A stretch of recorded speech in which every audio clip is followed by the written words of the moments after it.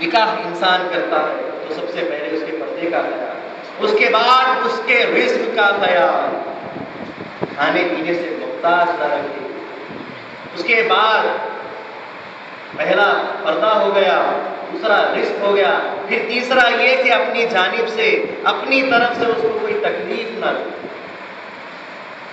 مرد آدمی عورت کے اوپر ہاتھ نہیں اٹھا سکتا، اسلام منع کرتا ہے، عورت کا مقام ہے۔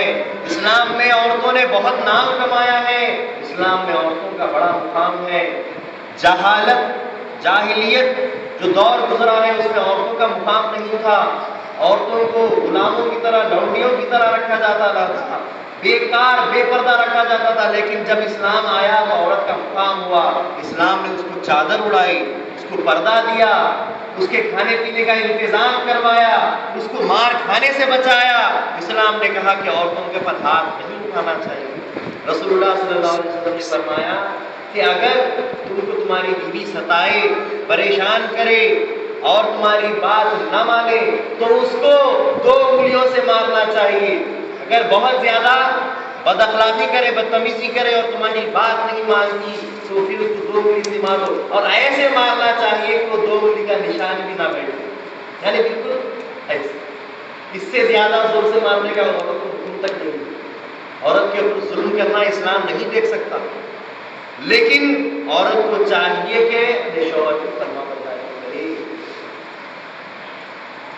اس کے بعد اسلام اور آگے بڑھتا ہے، پھر اسلام نے بتلایا کہ مردوں کو چاہیے کہ اپنی عورتوں کا حقوق ادا کرے، حقوق مہر ادا کرے، جو کچھ بھی وہ مہر مانگتی ہے اس کو ادا کرے، چاہے مہر موجل ہو یا مہر مؤجل ہو، یعنی اسی وقت مہر دے دے یا پھر بعد میں مہر دینے کا وعدہ کرے، لیکن دے۔ حوالے پہ حوالہ نہیں چلے گا۔ لوگ وعدے کر لے کر زندگیاں گزار دیتے ہیں اور جب مرنے کا وقت آتا تو معافی معافی کراتے ہیں کہ بول بول مہر معاف کر دی، نہیں تو وہ مرتا نہیں ہے، اس کی جان نہیں نکل رہی۔ اسرائیل علیہ السلام کھڑے ہیں، وہ قبض نہیں کر رہے ہیں، تکلیف ہو رہی ہے، مہر معاف کر، بول دے میں نے معاف کیا، بول دے۔ ہاں حرام ہے۔ اگر کوئی ایسی نیت رکھ کر نکاح کرتا ہے کہ میں مہر زندگی بھر نہ دوں اور معاف کروا لوں گا تو ایسا نکاح حرام ہے۔ نکاح اگر کرتے ہیں تو مہر دینے کی طاقت رکھنا چاہیے اور مہر دینا چاہیے کہ وہ عورتوں کے حق۔ اس کے بعد ایک اور شرط آتی ہے کہ بیوی کو اس کے ماں باپ کے گھر آنے جانے سے منع نہ کرے، لیکن عذر شرعی اگر پایا جائے، جیسے کہ مثال کے طور پہ آپ نے جس عورت سے نکاح کیا وہ مسلمان اور اس کے ماں باپ اگر کافر ہیں تو آپ اس کے گھر کیسے جانے گے؟